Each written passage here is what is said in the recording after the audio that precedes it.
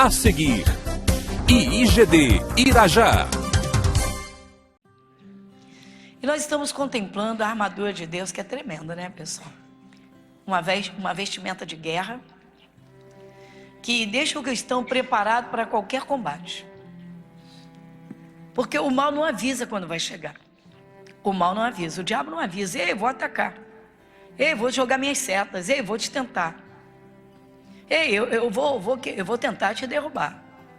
O diabo não avisa, não. Então, irmãos, é muito bom o cristão estar preparado. Isso mesmo, preparado.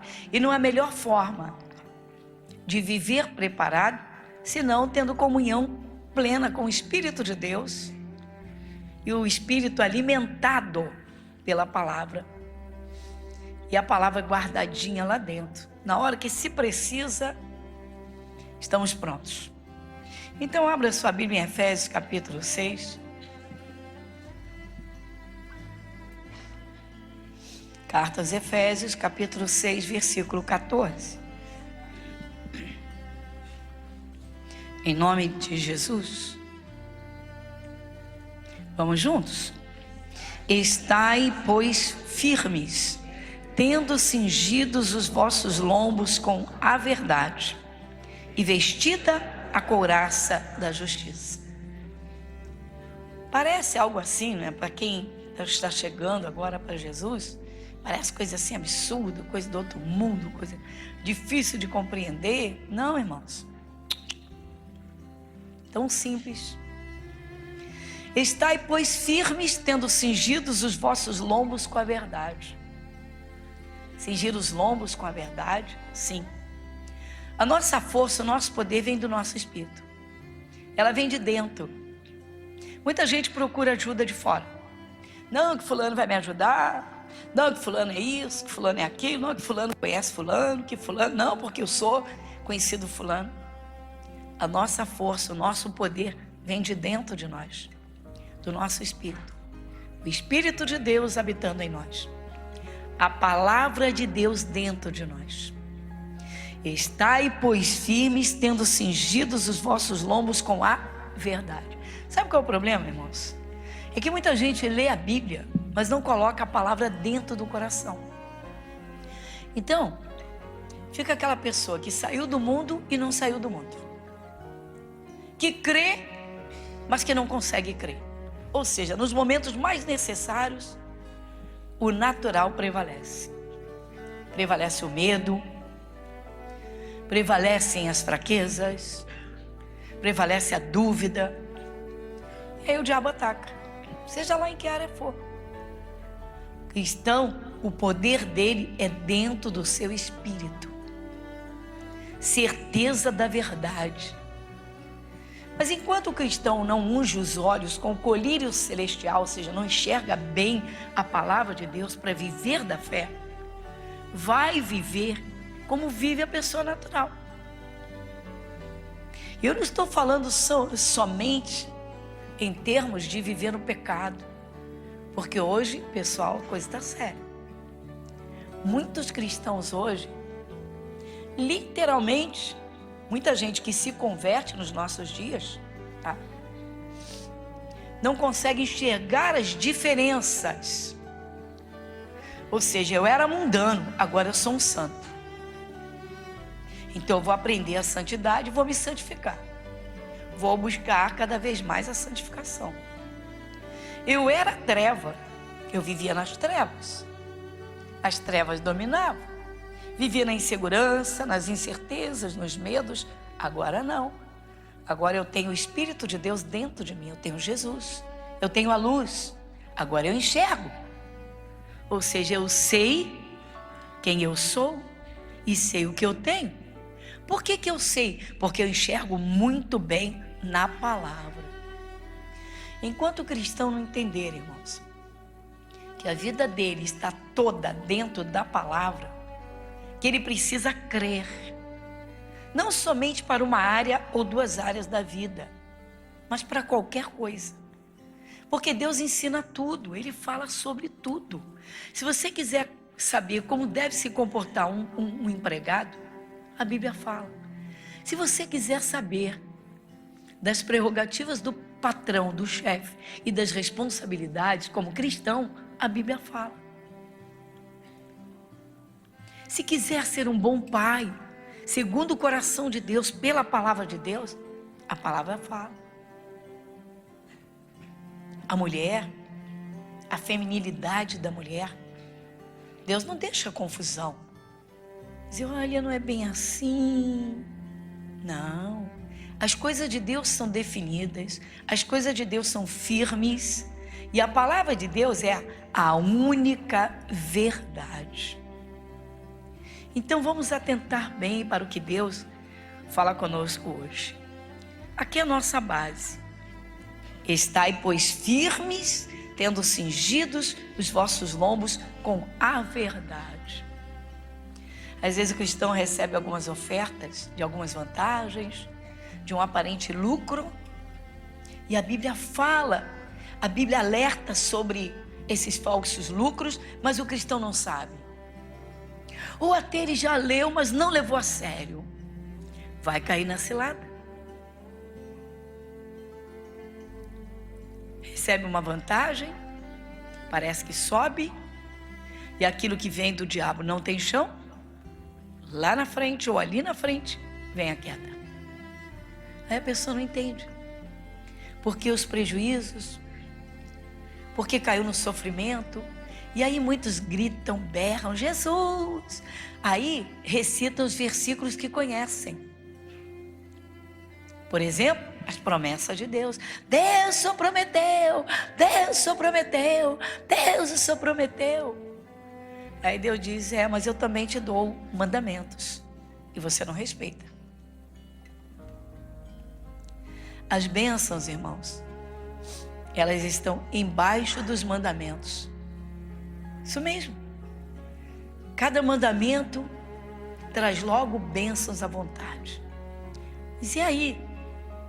Bom, primeiro vamos ver essa questão de enxergar pela ótica de Deus.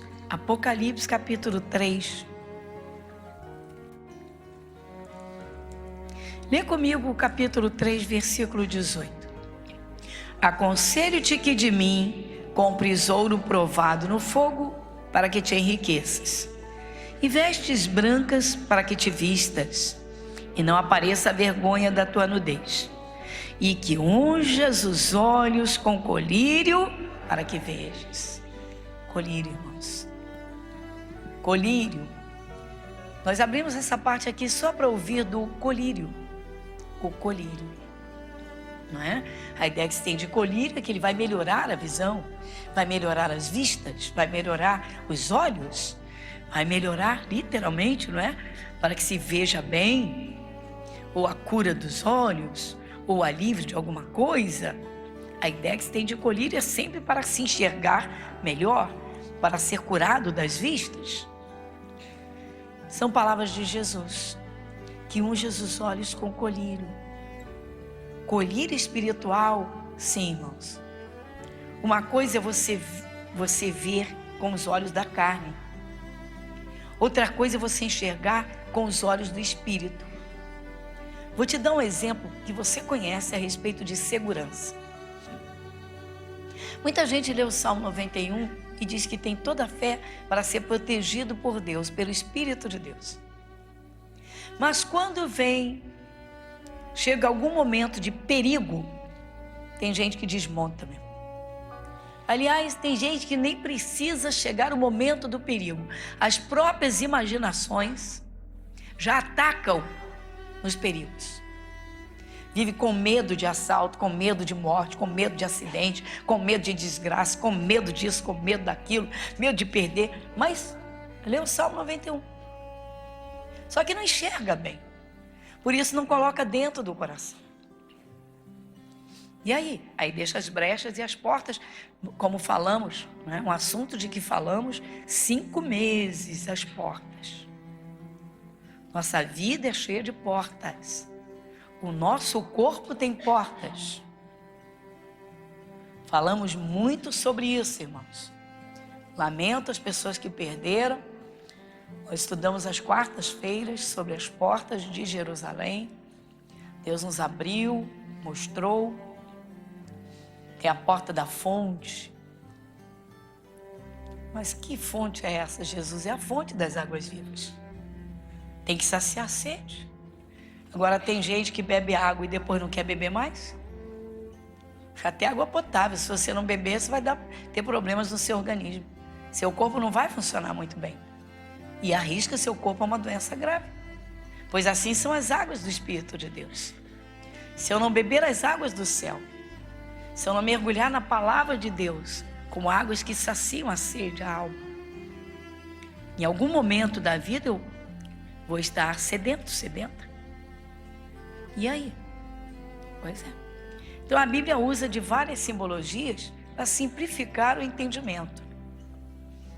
Irmãos, quando o cristão não é firme na presença de Deus, firme nos propósitos, firme na sua prática de vida cristã.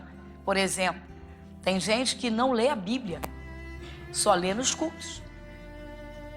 E tem gente que lê, mas lê como um livro religioso. E não para desfrutar do que Deus oferece. Não para desfrutar daquilo que Deus dá. Que Ele garante, que Ele promete. São esses os cristãos, irmãos.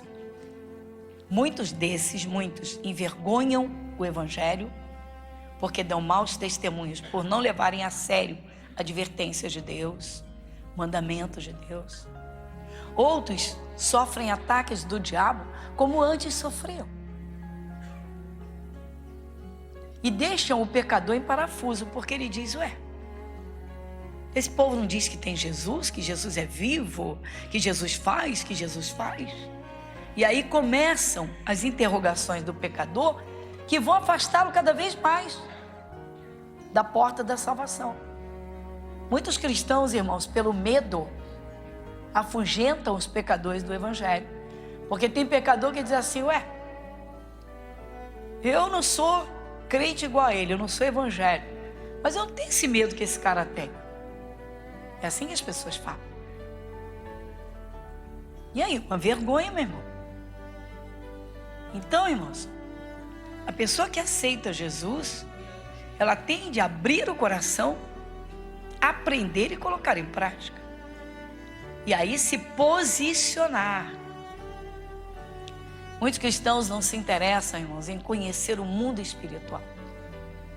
Como a gente vê, tem cristãos que são tão crianças, mas tão crianças, parecem crianças mesmo. Sabe, irmãos, hoje o mundo é... Sabe aquela pessoa no mundo que fica tentando galgar degraus para aparecer, para ter brilho, para ter fama? Tararé. Meu Deus, que bobeira, meu Deus. Que bobeira. Por alguns anos ser aplaudido, ser ovacionado. Olha o fulano, é o tal. Tá bom. Daqui a pouco passa. Acabou. E não entende que no mundo espiritual, quem é de Jesus tem a luz de Cristo. E essa luz brilha. E se levar a sério, anjos e demônios respeitam. Tem gente que quer ser honrada pelo mundo, mas não é respeitada pelo mundo espiritual. Criancice, cegueira. Então Jesus disse, unja os olhos com colírio para que vejas. É o que nós estamos vendo na armadura de Deus, irmãos. Tem de haver uma diferença entre o cristão, aquele que realmente leva Deus a sério, que tem o Espírito de Deus, aquele que crê em Jesus Cristo, e aquele que não é, que não crê.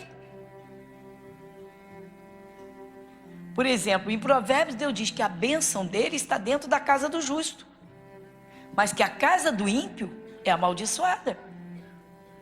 Verdade, está cheia de maldições. Casa de pecador e de ímpio, pessoa que não leva Deus a sério, o pecador é aquele que não conhece Jesus. Ele até diz que conhece, pode falar, mas o ímpio é aquele que entra no Evangelho e não pratica, e não crê. Ele continua agindo com impiedade. Existe até muita confusão a respeito disso quando se fala. Muitos pregadores falam do ímpio como se fosse um pecador que não tem Jesus. Não. Os ímpios estão dentro das igrejas. Não levam Deus a sério. Não levam Deus a sério. Como tem aqueles que gostam, né? Gostam dos prazeres do mundo. Então tem aqueles também que são medrosos, assustados, apavorados, que não se posicionam, não entendem. Irmãos, bênção ou maldição tem endereço certo. Repete isso comigo. Peraí. Vamos voltar? Eu vou usar o artigo. Vamos definir bem. A bênção ou a maldição tem endereço certo. Se não tivesse endereço certo, irmãos, então Deus daria umas cochiladinhas. Poxa, por que fulano é tão bonzinho, é evangélico, que aconteceu aquilo com ele? Ah, quem sabe Deus deu uma cochiladinha. O Senhor Deus deu uma cochiladinha. Deus cochilou um pouquinho, então ele fechou os olhos, e aí ele esqueceu de mandar o anjo tomar conta, então ele ainda dormiu. Acorda, igreja. Vamos despertar, meu irmão. Cuidado. O povo de Israel era a menina dos olhos de Deus. Isso é coisa tão linda, que o Espírito Santo fez isso vir parar na Bíblia para nos abrir os olhos de verdade. Vai comigo no livro de Zacarias. Zacarias capítulo 2, versículo 8. Porque assim diz o Senhor dos Exércitos: depois da glória, Ele me enviou às nações que vos despojaram. Porque aquele que tocar em vós...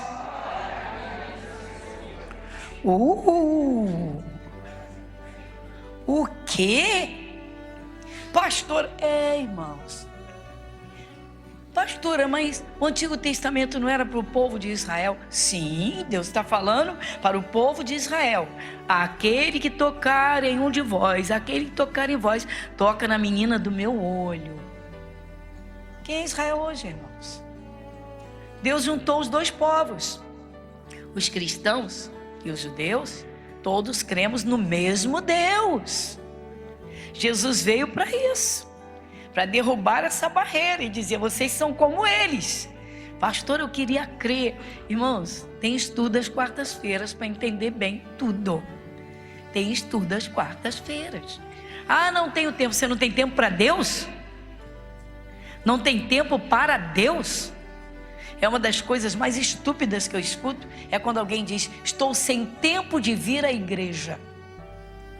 Eu digo: não tem tempo para Deus e quer que Deus abençoe, e quer que Deus proteja, e quer que Deus livre de todo mal, e quer desfrutar de todas as bênçãos do Pai. O que é isso, meu irmão? Prática de vida cristã, dia a dia com Deus. Passa uma semana sem falar com as pessoas dentro da sua casa. Se você fizer uma coisa dessa, você não tem juízo. Tem gente que faz. Tem gente que é tinhosa e diz que é de Jesus. Tem gente que é capaz de morar numa mesma casa com uma pessoa e ficar meses sem falar, porque não tem juízo, não tem temor a Deus, não tem respeito a Jesus. De vez em quando eu escuto uma coisa dessa. Uma mulher que diz que o marido, porque o marido aprontou, ela deixei de falar com ele. Bebeu o juízo. Bebeu o juízo. Bebeu o juízo. Irmãos que não se falam, morando numa mesma casa, bebeu o juízo, meu irmão. Isso é gravíssimo diante de Deus. Então assim tem muitos cristãos. Passam a semana, tudo é natural, tudo é natural, tudo é natural. Depois participa de um culto no domingo. Tem cristão que cochicha. Nem o mundo espiritual entende nada. e quer receber tudo. Não, meu irmão, o cristão tem que ser assumido. Ele tem que ter prática de vida com Deus. Ele tem de brilhar a luz de Cristo para o mundo. Onde ele estiver, Jesus está nele. Se o mal tentar, é ele que vai entrar em ação.